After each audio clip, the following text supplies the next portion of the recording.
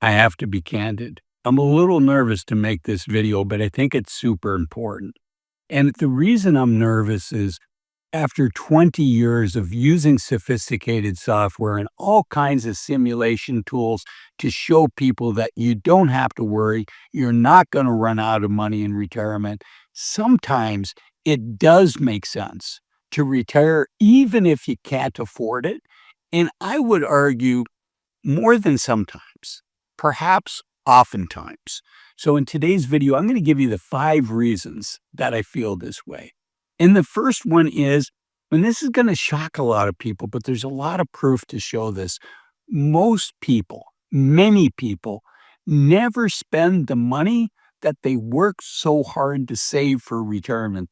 They gave up the youth of their senior years in order to have more money, in order to have that financial security. And then a lot of those very same people end up not spending that money. There's 2 famous studies. One is by BlackRock, which is the world's largest asset manager. It's called To Spend or Not Spend. And the other one's by a gentleman by the name of Michael Kitces, who's a thought leader for financial advisor. He is somebody that financial advisors learn from. And they both came to the same conclusions using different ways to get there. But essentially, 17, 18 years into retirement, about half of the people end up with 80% or more of the money that they retired with. So I think we're awfully conservative. And the cost of being conservative is you give up precious years when you have your health, when you have time, when you have energy, when you have dreams and you want to do things. And to give those up to save money that you're not going to use in retirement, this isn't financial advice. You do you. I don't know your situation, but I want you to be thoughtful and deliberate about whether the trade-off you're making makes sense. Okay, enough on that. Reason number 2 that I think people should consider retiring, even if they don't think that they can afford it, is that your health is much more important than your wealth. You take some of the wealthiest people in the world. Let's use Warren Buffett as an example. As I record this, I believe he's 95 years old, and he's, worth over $100 billion. Would Warren give up all of that money, maybe hold back $1 billion, but would he be willing to give that up to have the health and vitality of somebody in their 60s? I don't know. I've never asked Warren. I did get to meet him in person once, but I suspect he would. And the reason is we lose our health, most of us, a lot sooner than what we think. There's a study that's done by the World Health Organization. It's called the HALE study. And it tells us what the healthy average life expectancy is. And the key word there is the first one, healthy. And while our life expectancy has been going up over the years, you know what's not going up here in the US? What's not going up is what age that most Americans lose our health at. We have a cancer diagnosis, we have a heart attack, a stroke, something like that, a situation where we've lost our health and it's likely we're never going to get it back. In much of the world, that healthy average life expectancy is 70 to 75 years old, maybe a little bit past 75. But here in the United States, it's just 66.1 years of age. So just 13 months after when most people are thinking about retiring is when we're going to lose our health. And boy, not only do I want you to retire and have enough money to retire, yes, that's important, but I also want you to have enough health to enjoy your retirement.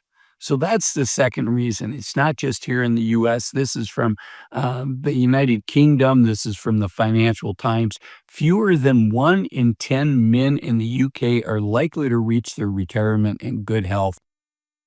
I don't want to see 1 in 10 of the people watching this video retire after they've lost their health. I want you to have a lot of fun in retirement. I want you to squeeze all that juice out of the youth of your senior years. Okay. Why should you retire even if you can't afford it? Number 3 is change your plan. Change your financial plan, right? Ask yourself, "How can I make this happen?" Now, it's easy to say, okay, maybe right now you're spending, I'm just making up numbers, $8,000 a month. It's easy to say we're going to live on $6,000 a month. It's one thing to say that, it's another thing to live on that. So here's the secret. Maybe you're not willing to pull the trigger yet on retirement, but maybe you are willing to test drive that budget. What if, in my example, you're spending 8,000 now, you test drive what it would look and feel like to spend $6,000 a month instead of 8,000, and you do that and you find, you know what? This is fine. This is very comfortable. Maybe you enjoy hiking outdoors and gardening, and you know that's very different than somebody that wants to take expensive trips, fly all over the world and travel the world and do expensive things. So if the things you enjoy doing, maybe some woodworking in the shed, or whatever it is, volunteering at the high school, maybe you played volleyball in college and you want to coach the high school volleyball team. Whatever that is, look at that and test drive the budget.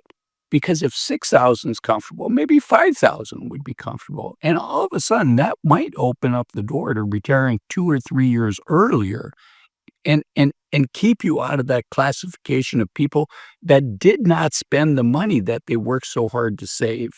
And the way you find out how much money you need in order to retire, the gold standard is to work with a financial advisor. I know a lot of people in my audience don't want to do that. They'd prefer to do it themselves.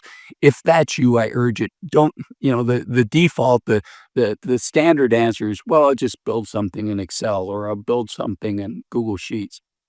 And the days for that are behind us. There's great software that can help you determine this for yourself. It's easy to use, it's powerful. You can do different scenario plannings, and it's affordable. The software that I like, there's several providers, but the software that I like is called Bolden. It used to be called New Retirement. You can find a link for Bolden here. I am an affiliate, so if you use this link, you'll be supporting the channel. Thank you. Okay, number 4. Before I say the word, let me ask you, what's more expensive than taxes in retirement, than paying your Medicare premiums, than paying the tax on the Roth conversion? You know what's more expensive than that? Divorce. Divorce.